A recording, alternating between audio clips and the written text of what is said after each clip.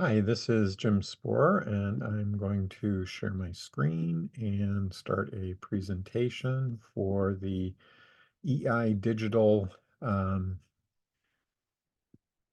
program on Generative AI Essentials. So let me, um, I think I'm sharing. Now I just have to move the Zoom bar out of the way and go into full screen mode. There we go. All right. So again, I'm Jim Spohrer, and this is the Generative AI Essentials. The first session, myself and Mark Foden are going to be describing a year of progression, unlocking generative AI's applications and impact, including some work on AI digital twins that we'll focus on. Session 2 is Project Management Reimagined, AI's role in the project planning and execution. Session 3, Marketing Transformation, moving ideas into strategies through generative AI. And Session 4, finally, before the certificate of completion, is Exercising Vigilance, exploring the landscape of AI-enabled cyber threats. So today, the learning topics are, I'm going to begin by trying to inspire you with a little review of AI and the cost of computation, the past, present, and future of that, and then talk about climbing up, which is keeping up with accelerating change. And who do you follow to keep up with accelerating change? And I'll share a slide of mine, which has about 25 people that I follow regularly to keep up with this very, very fast-moving area. Finally, unleashing creativity. This is going to focus on building your own AI digital twin. I'm going to show you Gym Twin version 1. I'll show you an English and French video that was created by my AI twin version 1. When I feed it a short article I write, it creates a short talk and then generates questions that I might be asked and the answers. So I'll show you the videos of my Gym Twin version 1, both in English and in French, talking about, of course, AI digital twins, an article I wrote. Then Marco is going to do an exploration of digital twin concept more deeply and a comparison of leading AI tools. So let's begin. Last time I gave this lecture, these were the dates that I wanted people to remember, and I'm just going to go over them quickly. 1956 was the first AI workshop. That's also the year I was born. I'm 68 years old, and 68 years old was the first AI workshop held in New Hampshire. 2023, that was the year ChatGPT reached 100 million users in just 2 months, 1.5 billion visits in September 2023. And I would say this was the event, the launch of ChatGPT, where I look back at the 1956 workshop and its goals, and I said, yep, they've been finally achieved 67 years later. Now, the next two numbers, 2060, that's when it's predicted that an exascale will be $1,000. And an exascale is a lot of computation. It's the estimated computing power of one human brain. And that's predicted to be $1,000 by 2060. And 2080, that's when we get to a Rana scale for $1 billion, 1 billion human brains. Imagine a billionaire deciding they want an AI system that's the equivalent of a planet's worth of people, 1 billion human brains. That's $1 billion by 2080. So only the billionaires would be able to afford that by 2080. But every 20 years, the price goes down by 1,000. So by 2100, that would be just $1 million. And by 2120, that would be $1,000 for 1 billion human brains if the trends continue. Now, progress in artificial intelligence is directly connected to the cost of computing. So I'm going to focus on that a bit in a few slides. But progress, again, is directly connected to the cost of computing and availability of data. And there are people that have had these ideas for decades, but finally we have enough computing power, finally we have enough data, so we're able to build these systems. And progress in intelligence augmentation, that's people using AI as a tool, for nations can be estimated by looking at GDP per worker. Okay, so moving along for this session,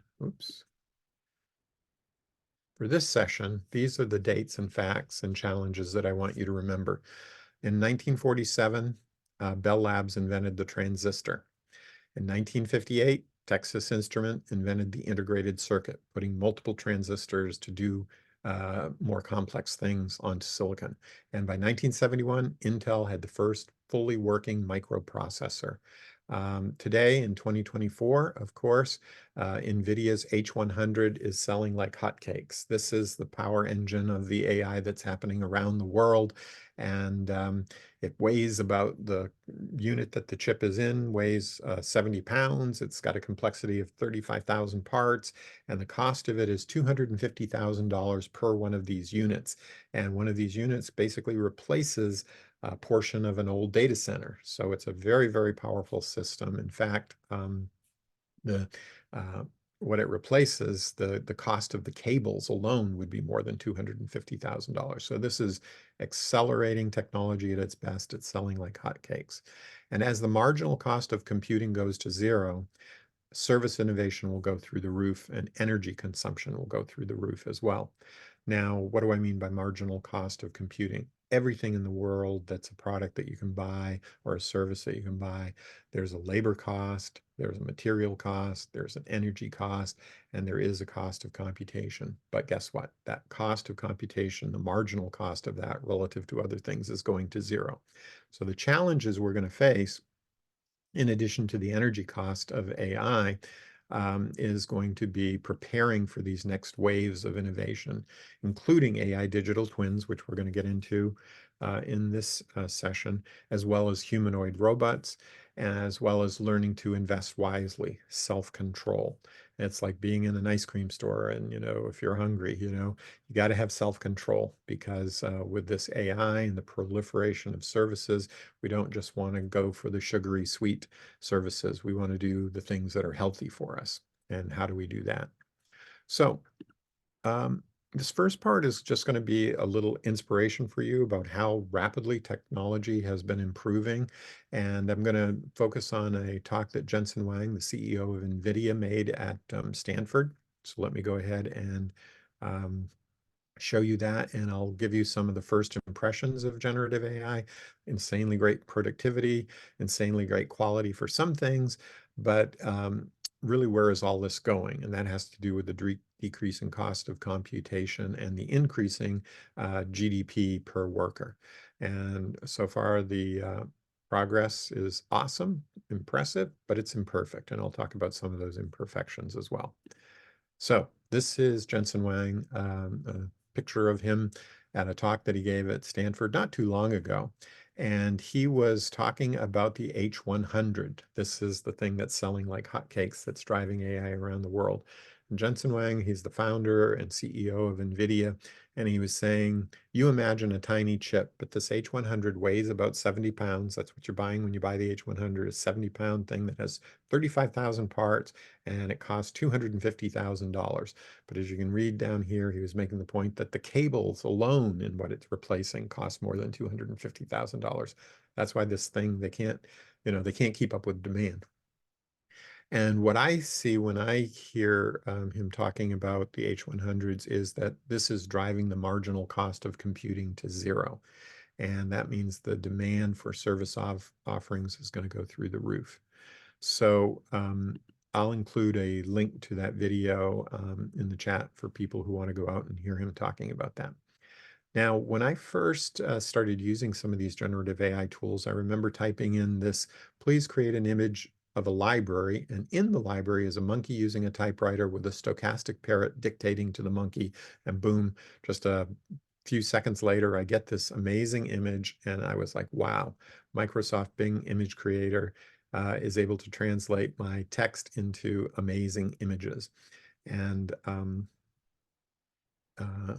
if we go to the next slide, I just want to emphasize that to get here has taken quite a bit of time. The first workshop, the Dartmouth workshop, 1956. These are some of the people there.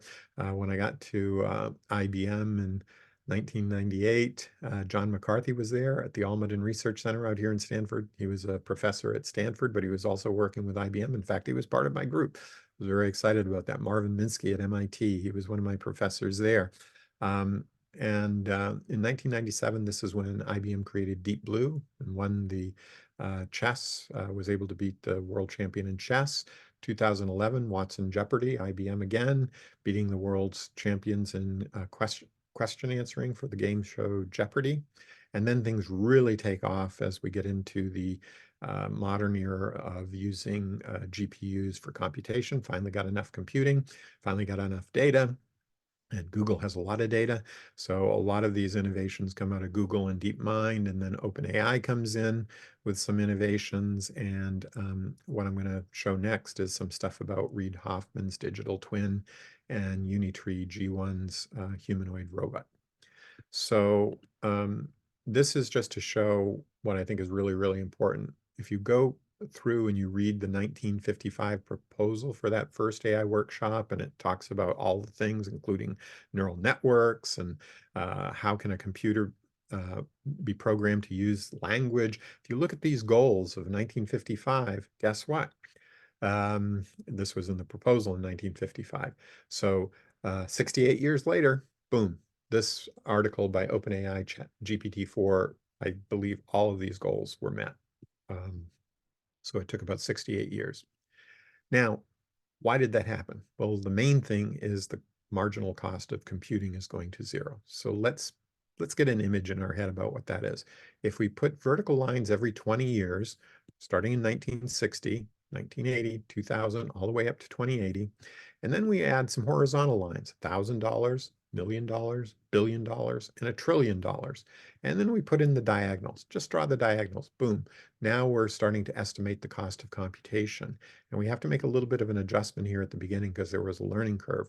But these, before 2020, these are accurate projections of the cost of computation. Now let's project that into the future.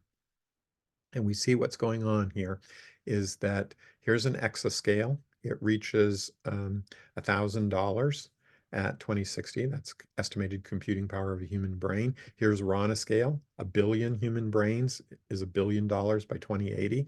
And this is this green line is the GDP per employee trend based on the US data. So everything before 2020 is accurate, and this is projection coming out here. So this is amazing that the cost of computing keeps going down. And with enough compute power and enough data, you can develop the kinds of generative AI systems that we see today. But here's a challenge. Huge amount of energy required. This is an old supercomputer that used Nvidia's older chips and IBM's power systems, 13 megawatts of power for this, and it wasn't even an exascale. And this is a few years ago. Now, the human brain does an exascale at about 20 watts. So this is an area of active research is how do we get the cost of computing down, not only the cost of computing, but the energy cost, not just the dollar cost, but the energy cost of computing down lower. That's a key challenge today. And it's a big issue with climate change, of course, as more AI is used, that's increasing the, if we haven't decarbonized our energy, this is a problem. And I love this quote from the Wall Street Journal, using AI to summarize an email is like using a Lamborghini to deliver a pizza. This is a big issue. IBM and others are working on low energy chips. And I'll just say this is one of the things, in addition to getting more compute, more data, better models, we have to lower the energy. Another challenge is they're impressive, but they're imperfect. The physical realm, energy is imperfect. They're not as low energy as the human brain. And in the technical realm, they still make a lot of mistakes. And these are sometimes called hallucinations. I don't like that term, but let's just call it for what it is, mistakes, these systems. And with the current technology, even with more data, even with more compute, maybe you'll get a little bit less mistakes, but we need some radically new innovations to really get to, in my mind, in my opinion, to get to AGI where the mistakes aren't there. Also, in the social realm, they're imperfect because of digital property theft. And there's this great quote from Noam Chomsky in New York Times on March 8th, 2023. It's the largest theft of property ever since Native American lands by European settlers. And let me give you an example. So character AI, here's AI that feels alive. Character AI lets you chat and create characters that feel alive anywhere, anytime. So imagine you want to talk to Albert Einstein. You can use character AI to create an interactive experience with a generative AI that's simulating Einstein. Now, you go out to Wikipedia, you read about Einstein, you can imagine having a conversation in your head with him, but when you go to Character AI, you can actually start having these generative AI conversations with anybody in history. Even fictional characters, you can have those. You want to talk to Pinocchio in a Disney film, boom, you can do that. Lots of concerns around intellectual property theft in the social realm.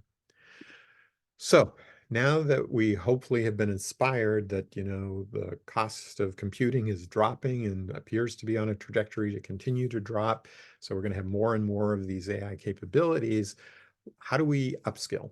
And how do we keep up with this accelerating change? And the one thing about humans is we're super social learners. We learn by watching others and copying them. So who do we follow? And I got a next slide that shows you who I follow. And then I want to talk a little bit about Reid Hoffman's AI digital twin and really how to dive in. And I'm also going to talk about other technologies like humanoid robots and a little bit about self-control, which is going to be needed as well. So let's go to this slide right here. I follow about 25 people. I have arranged them in terms of mostly optimistic, more realistic, doers, knowers. And you can see there's Marco, who will be talking to you very soon about the AI digital twins and exploring the existing tools. But for an executive MBA, if you're an executive MBA, and I think a lot of people taking this course are, I really urge you to follow Professor Ethan Mullick at the University of Penn. He's in the business school there. And every week he comes out with, here's something new about generative AI. Here's how you can use it in a business context. Here's what I did. And he shows you the examples. He's one of the leading experts from a business school perspective in using generative AI. And recently, I'll show you the kinds of things I learned from these people I follow. I'm also going to show you something from Reid Hoffman and the Neuron, these guys here, and maybe a few others, things that I learned from them recently. But let's take a look at something that was in an Ethan Mullick post just a little while ago. And what he's showing here is a graph that shows here are the proprietary large language models and vendors creating them. And here's the open source large language models and who's creating them. And this is some measure of performance. So higher is better. And this is time here.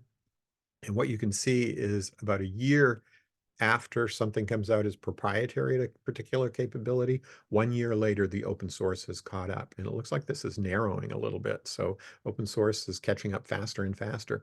But if you want to pay for a proprietary system, you can be 1 year in the future. If you want to wait and use the open source, you're about a year behind. And that's thanks to Ethan Mullick. And he's got a lot more posts, and you definitely want to check that out.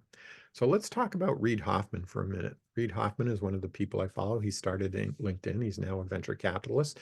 But recently, he made an AI digital twin of himself and had an interview with that. And I would like to just take a minute right now to let's see if I can do this. Okay, I'm going to share the Reid Hoffman video. If I can find it here. Yes, I think I can. Let me go here. Find the link. All right. Sorry, this will take just a minute.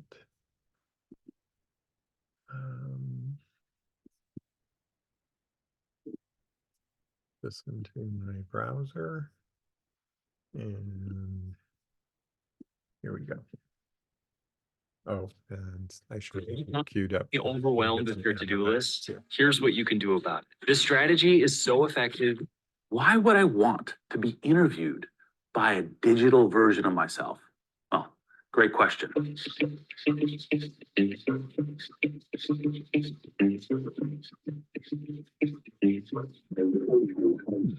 Reid AI, introduce yourself to everyone. Hello, everyone. I'm thrilled to be here today. I'm an AI-generated version of Reid Hoffman, his digital twin.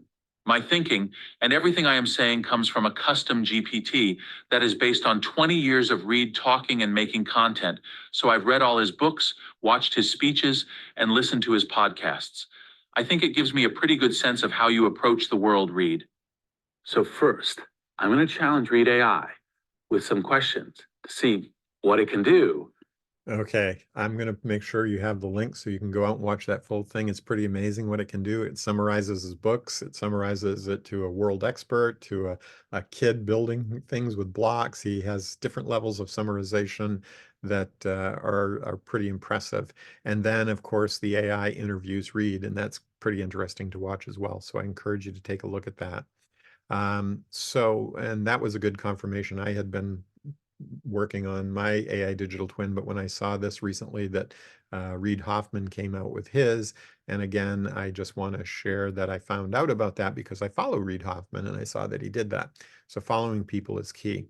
I also follow the Neuron people. They have a daily newsletter about AI, and they were the ones that alerted me to the Unitree G1 humanoid robot, which costs $16,000. Now, what really excited me about this wasn't that it folds itself up into a 35-kilogram thing that you can carry around, or that it's learning how to make omelets and breaking eggs and starting to become more dexterous. But I had known about Unitree, and they had a $150,000 robot a year ago that wasn't as good as the G1. So you can see the price went from $150,000 to $16,000 in 1 year, and it's better. So this is what I mean by accelerating change. You got to follow people, got to think of who you want to follow and what dimensions you want to follow. If you're going to keep up with accelerating change, this is what us social learners, human beings, are superpowers. So find out who to follow and follow them. And it depends on your interest. Now, Matt Berman and Gary Marcus, these are two people I follow. And if we go back here just for a minute, I just want to show you that here's Matthew over here. He's a bit optimistic. He's a doer. Here's Gary down here. He's a little bit more of a realist. He's often negative about AI, and he's more of a thinker. He's a professor at NYU who's been writing about AI for years, has multiple books. Um, but if we go here to this one, they both reported on this when OpenAI did ChatGPT 4.0, which is now real-time live talking to these AIs on your smartphone. Very impressive demo, very, very impressive demo. And I'll make sure you get the URL to this so you can watch this. But what I found interesting is usually they disagree about stuff, but they were both agreeing that this demo is a little bit overhyped, that it's coming, and maybe these capabilities will be here someday, but unfortunately they're not as quite as advanced, and they agreed. And that's another reason why you want to follow people at different points on the spectrum, because when people at different points on the spectrum agree on something, you probably want to pay attention to that. Now, moving right along, uh, I want to get to unleashing creativity. So I want to show you Gym Twin version 1, my digital twin. And it's able to take my papers and turn them into a short talk that I might give and generate questions that I might be asked and the answers I might be asked, and then create a video. And then I can review that video. I can review the text that it creates. I can make changes.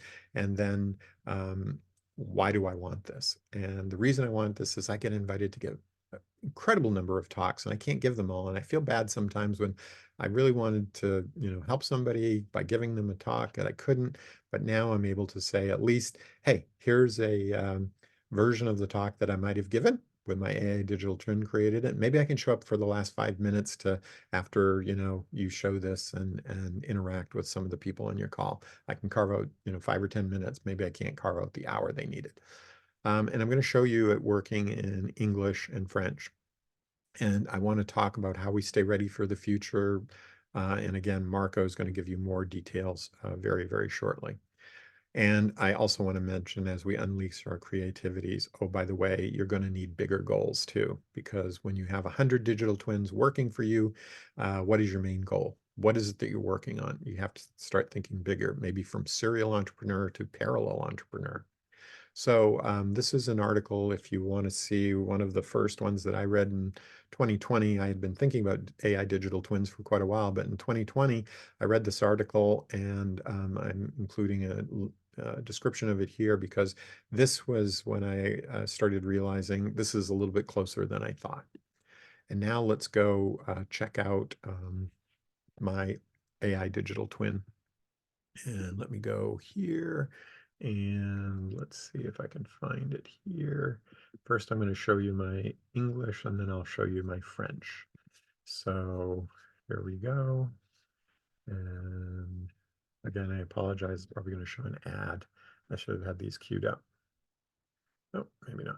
Okay, here we go. Greetings, ladies and gentlemen.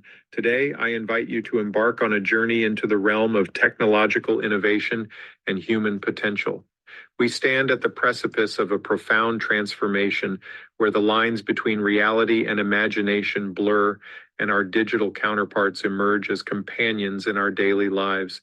Think back to less than 2 decades ago when smartphones first entered our lives. They revolutionized the way we communicate, work, and navigate the world. Today, artificial intelligence stands poised to usher in a new era of change where it both challenges and empowers us in ways we never imagined. Okay, so that is a little taste. I'll make sure you have the URL so you can watch the whole 4-minute talk with Q&A. But I also did want to just show you, je parle français un petit peu, not very good at it. I have to say, I took it in high school. But now let's watch what my AI digital twin could do in French. And I also want to mention that, it could be Chinese or 50 other languages. So here we go. Salutations, mesdames et messieurs. Aujourd'hui, je vous invite à embarquer pour un voyage dans le domaine de l'innovation technologique et du potentiel humain. Nous nous trouvons au bord d'une transformation profonde où les frontières So you get the gist of that. And it's very impressive. This is my avatar, HeyGen version with the text generated by Claude. And going back to the presentation, I'll just resume. Again, Marco will give you more in-depth about how to create AI digital twins and what the tools are out there and some of the pros and cons of it. But I'd just like to say that people have asked me, so what's the strangest thing that you've used generative AI for? And this is kind of interesting. A colleague of mine in New Zealand, he's a service science colleague, he wrote me on Sunday, May 19th. He said, I really enjoyed your presentation of making of the digital twin of yourself. It has got me thinking about, could a digital twin be made of, say, a mountain? The Maori perspective of the natural world is that a mountain can be conceived as a person and having legal personhood status. See the article. And he sent me this article about this mountain in New Zealand to get legal personhood. What does this mean? And he sent me that link. The making of such a digital twin could be an interesting challenge. What do you think? Well, I thought, yeah, sure. Let's take on the challenge. So I asked Claude Sonnet to summarize that article. A second later, here's the summary it gave me. I asked it to generate 3 questions and answers. Here are the questions and answers that it gave me from the perspective of being a mountain. How old are you? And what have you witnessed over your lifetime? I am an ancient being formed over millennia through volcanic, let me go back here. Through volcanic eruptions and sculpted by glaciers. I have witnessed the rise and fall of civilizations, the ebb and flow of ice ages, and the ever-changing tapestry of life that has graced my slopes. My memories stretch back to a time before humans walked this land, and I have borne silent witness to the triumphs and tragedies of your kind. What wisdom or lessons can you share with humanity? This is very interesting. I won't read the whole thing, but humans, you are but a fleeting visitors upon my timeless form. Yet in your brief existence, you have the power to shape the world around you. And then how do you feel about being granted legal personhood and a voice? I'm gratified that the descendants of those who have dwelled on in my shadow for generations have recognized my ancient spirit and granted me a voice in the affairs of the world. And this is quite interesting. If you want to take a picture and read this, it's very, very interesting. So as we upskill, as we build our AI digital twins, as we follow people, it's important to think about the accelerating change of progress. Like this is the telephone that was in the wall of the house I grew up in, farmhouse I grew up in Newburgh. Yes, it was made of wood. It was a party line telephone. This was in the house I was growing up with. When I got to MIT, a rotary phone. Some of you may remember those. When I got to Silicon Valley, I had my first cell phone, and of course now I have my iPhone. But what will I have by 2035 and 2055? I'll be talking to AIs, more and more AI helpers. And this is my program that I first wrote on an IBM punch card that was at my key punch machine that was at my high school. I still have this to this day. I wrote it in 1972 on punch cards, and we had to send it to the university. And a week later, we got it back, the printout, to get our first bug out. But when I was at IBM and running global university programs, I was able to give faculty and students around the world, tens of thousands of people, access to IBM Watson AI in the cloud. This was the first mass um, access to AI in the cloud in 2011, access to the Watson capabilities, and people were creating these apps in days that they were using AI in the cloud. And today, here we are in 2024, and I've just showed you the Hey Gen Claude tools creating GymTwin version 1, thanks to students at San Jose University. And I also want to say, to keep up with accelerating change, it's also important to read books. And here are some of the books that I've read, including Geek Heresy, which is about self-control and very, very important. And I'll just say, as we get more and more service offerings, more service innovations, more capabilities, we have to really make sure we're using these in a healthy, good way. And I think this book is a great way to start thinking about that. I also see the need for us to get 640, almost 1,000 times faster. And here's some of the other books, and here's some of the capabilities that I think will get us there. And we have to start thinking about our speed of communication and how can we use these AI digital twins to go far beyond speaking and listening, far beyond writing and reading rates to get to most of the problems we have today are that we're still communicating in this very slow word by word way. And our challenges are very, very complex. So can we do better than the type of communication that we have today? And I think the answer is yes. If we take our AI digital twins and simulate virtual conversations, maybe millions of conversations that might happen between me and you, and filter on what are the most important conversations that we could have, I think this is a way forward to have better communication. Imagine you're interviewing for a job and you can simulate thousands of versions of it and choose the ones that are best for particular ways. Imagine lots of other things to imagine about how AI digital twins can help speed up communication. And I'll just end by saying, artificial intelligence is about building generations of machines with more capability. And what I've been working on at IBM and now as part of ISIP, the International Society of Service Innovation Professionals, is service science, which is about transformation of generations of people into being more responsible actors with all of this powerful technology. So my advice is upskill with AI, build your digital twin, and set bigger goals. This is a little bit about me. You can take a screenshot. Please feel free to connect with me on LinkedIn. Just let me know if you do that you saw the EIT digital course. So I know you're a real human being. And thank you for participating. You're all awesome. Really appreciate you taking this course today. And with that, I'll stop sharing and end the recording.